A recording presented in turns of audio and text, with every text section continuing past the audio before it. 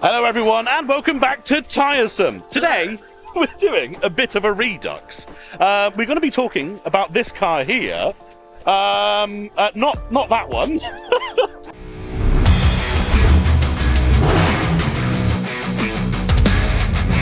It is an Elan M100. Those of you who've been watching the channel for a while will know that I've actually already done a video on this.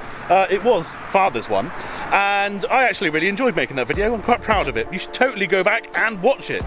But what Father's going to do now is talk you through and explain why he has yet another M100 Elan, especially when he has arguably one of the best Lotuses, the Series 1 Elise.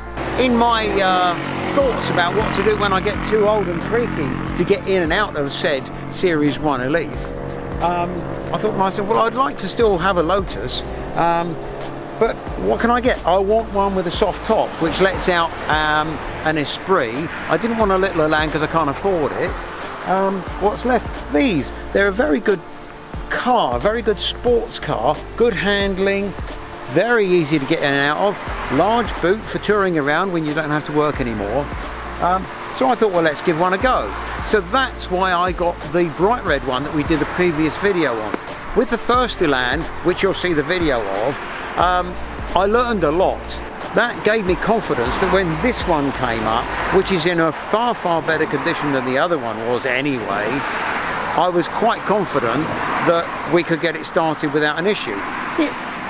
Arguably it was a bit of a punt. We knew the engine turned over so it hadn't exploded, but we didn't know what condition the engine would be in when we actually started it. This one is in much better condition. The paint on this one is really good.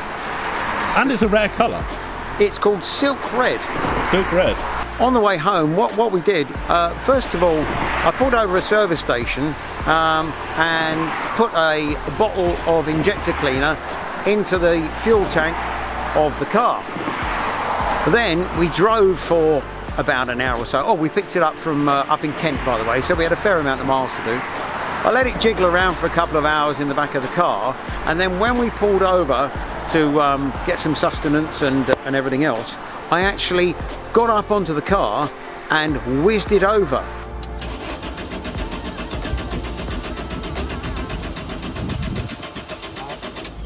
To flash them injectors up. Yeah. I didn't think it was going to start. We weren't going to be that lucky. But what I wanted to do was get the injector cleaner into the injectors so it could start working away at all the gum and the crap that was in there. That was my thought. So when we got it home, I tried starting it again, wouldn't start. And that's when we went into phase 2, which was to borrow once more, thank you Phil,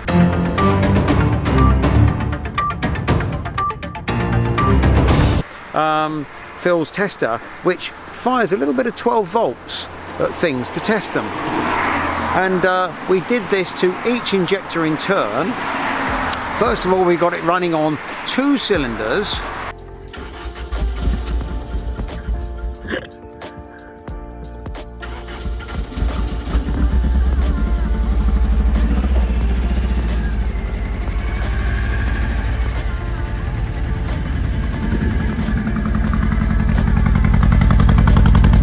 But the other 2 injectors wouldn't click, wouldn't clear. So then I reversed the polarity, did it again on the 2 non-working injectors, and we got number 3 working.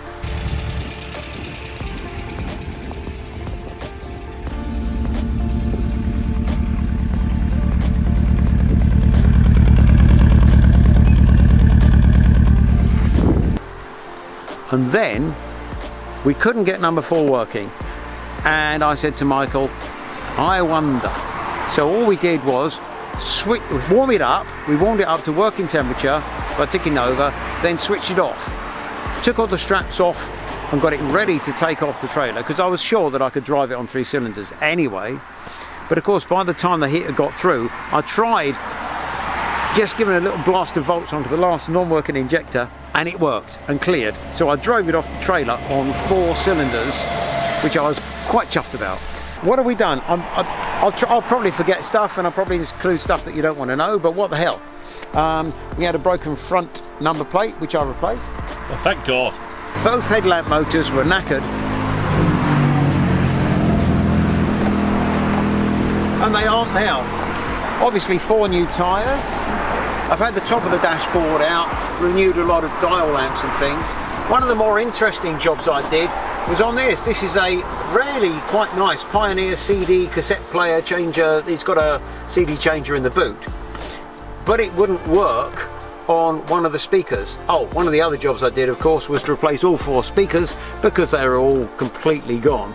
So having replaced the speakers, I then realised that this wasn't producing signal to one of the rear speakers. I tried replacing the socket on the back, that didn't work, so I ended up completely taking the whole thing apart and finding dry joints on the printed circuit inside. That was quite a mission. I did fit a new gear knob because it had an awful ragged gear knob on it, so I went for a nice Italian one that looks very similar to the original. It is a Momo. It's a Momo. One of the things that I'm very relieved about is that the top seals on these doors are in good condition. They really are as well. The other ones were ragged, and they're an absolute bleak to do. They're really not good. Now the fuel pump led us a merry dance because I had the knowledge that a new fuel pump had been fitted. So when it started blowing fuses, fuel pump fuses, I didn't think it was the fuel pump. I thought it was to do with a dodgy relay or wiring. Replaced the fuse a couple of times, cleaned everything up, and then it let me down one day and I couldn't get it going. I was there. I arrived there. You arrived there. You helped me out. Yes, you came and grabbed all the stuff that I was trying to deliver. Yeah, I didn't help you. I just drove off. But because I had an RAC man with me, and he was very nice, and we stripped all the back out. The back had already been stripped out because one of the other things I'd done, with the help of a very nice man up country, was to revive the original Gemini alarm system, and he actually coded me a new key and fob, and then threw it at the car. so that was very kindly coded up, and I had to send the alarm off to him, and he had to look at the printed circuit on the actual machine to get the code off of Gemini to do this key. Anyway, it works. So that means that this Series 1 Elan has a working original alarm which actually operates the central locking, which is amazing. I can vouch for it. I've been using it. So I was quite chuffed about that. Anyhow, that meant I had all the back stripped out to do that. Shall we just have a look at the back? We could look at the back. Just so that people can see what you're on about. I think it's a good idea. So, under here is the cover for the battery, which is fine if you just want to play with the battery. And maybe there's an inertia switch in there for deleting the fuel pump when you roll the car. But the fuel pump is under that, which means you've got to take out the side moulding, the bottom moulding, the other side moulding, take the carpet out, and the whole thing comes out then, and then you can get to everything you want to get to. So it is a bit of a faff, especially by the side of the road. It's not the work of a minute. Anyway, a very kind RAC man and I stripped it out, got the pump out, and we sussed quite quickly that the pump was seized. So I ordered a new pump, had it towed to a local garage, and dropped the pump off to them. With obviously they're going to fit the pump because they've got the car, and I said don't bother putting anything back because I can do that. I went and picked up the car, drove it back, and then put everything back together again. Did a few other jobs on the car. Went to start the car, put it in the garage, wouldn't start. Stripped it all out again and found that they use crimp connectors on this fuel pump that's in the fuel tank, and one of them hadn't been done properly. So I've been driving home with an arcing wire inside the fuel tank, which was of course only a quarter full because I knew it was having a fuel tank job, so I didn't want to leave them with a full tank to play with. What I did then was take the whole thing out, get rid of all the crimp stuff, solder it, heat shrink sleeve it, and do it properly. but that had to be done twice, because once I'd done it all once, the fuel gauge wouldn't work because the wires had been incorrectly routed. So then I had to take it out again and redo it again. It now works fine. On the same day that all this wonderful caper happened with the fuel pump, the driver's side window decided to drop down and not return. So I then had to strip out the door again that I just put back together from putting the speaker in, and take the electric motor and winder mechanism out of it and send that off to be rebuilt. The turnaround on that from my friend Phil Terry was absolutely brilliant. I don't think it had been on his bench for longer than half an hour before he set it off again. Amazing turnaround, and big thanks to him. That was really the major work on the car. I've obviously undersealed it. It's been fully serviced, all new belts, water pump, fuel pump, everything that I could think of has been done to it as far as maintenance. Oh, I put a new exhaust exhaust. You'll have to cut that. A new aerial on it. Apart from giving you guys the info on why this car exists and where the other one went, it's a Lotus drive out today. Yes. So there's going to be a bunch of other Lotuses, which I will get some footage of. And of course, I'm going to be mounting the camera in this car. I'm driving this one, and Father's going to be driving the Elise. So I'm going to give you my feedback on how I think it drives. I'm looking forward to a nice cross-country road trip, and yeah, giving the Elan a bit of a blat. It's good. I've driven it today, just daily driving, and it's really cool. Yeah, and it's really practical as well. The boot, I just hooked to my camera gear and it has swallowed it right up after taking 3 camping chairs out of it. But yeah, no, it was really good. Let's cut to some of that. Action.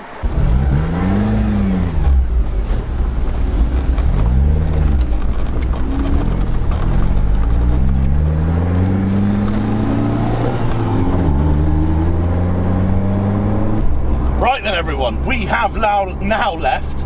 Father is in front, I'm behind him. There's about 4 or 5 other guys. I'm not quite sure where they are. Unfortunately, as is the way with being on a main road, lots of other cars happened. But I'm hoping that they get a chance to catch up relatively soon. Also, I've never mounted my camera there before, so I have no idea of the sound quality or anything. I can't even remember if I pressed record. Yes, I did. Lovely. Nothing quite beats a convertible sports car, England, nice weather, a rarity. It's pretty good, man. Pretty good. And of course, I'm following a Lotus Elise, and following me are more Lotuses. It's great. Unfortunately, in front of Father in the Elise is a van, so that's good.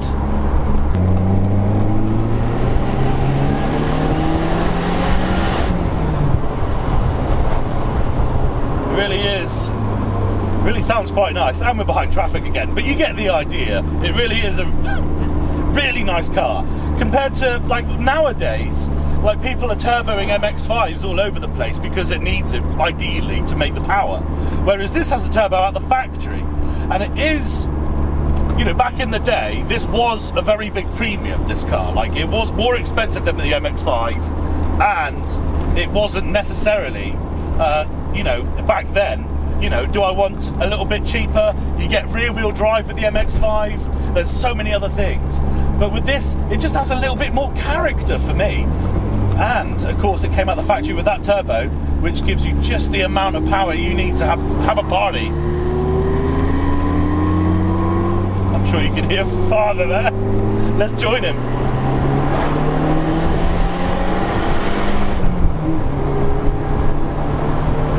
Woohoo! This is Lotusing, ladies and gentlemen.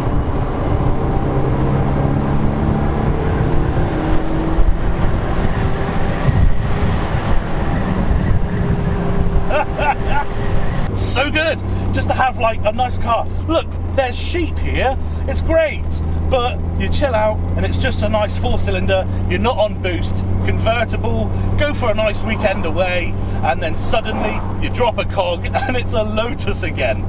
Really is something quite special, these cars, man.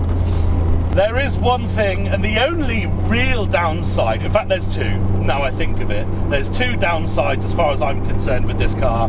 The steering is a bit too heavy for me. This being the second one I've driven, I kind of know that that is how these cars handle. The steering is quite heavy, and it feels unnecessarily heavy until you get up to high speed and you realise that actually, once you're at speed, the steering is exactly where you want it to be. But as a compromise to that, they have to make it heavier the rest of the time. The other one, and the thing I don't like, and arguably I think actually more than the steering's weight, is the actual clutch pedal. And yet again, this being the same as the other one we had, I know that this is how the clutch pedals are in these cars. And it feels, there's not a lot of travel, which sometimes is good. You know, quick gear changes, you don't want to be springing a massive pedal around all the time.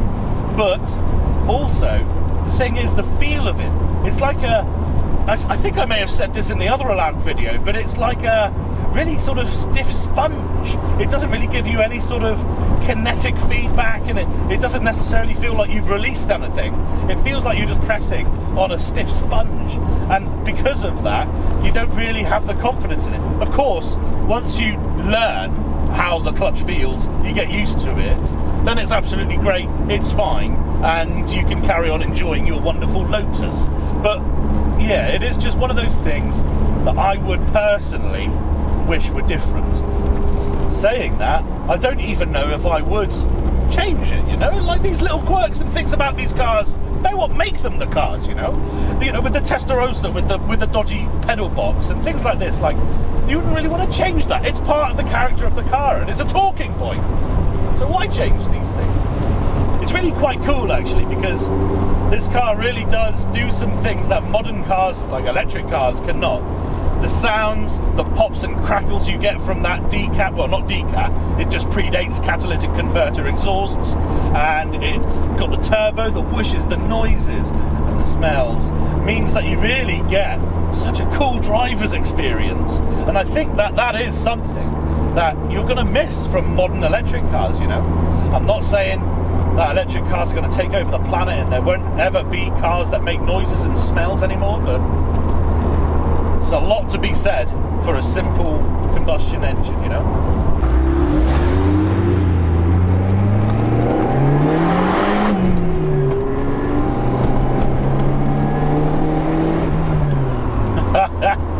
When you put your foot down, you have to be ready for it. That heavy steering goes like quick. Oh, very dark. Time to put those pop-ups up, I reckon.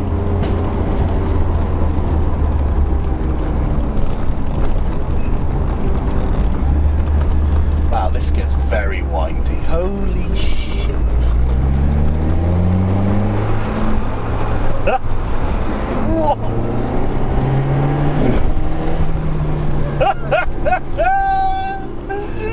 Wow, what a little section. Oh, can you imagine that being closed off? Oh, that'd be glorious. And the steering wheel's fighting me here. Just going up a hill, quite an uneven surface. Oh, and then as soon as we shifted to third, it's a really steep hill, and it just doesn't have, I mean, God knows what sort of engine you would have to have to achieve that, but we're going to shift up into second and let it off.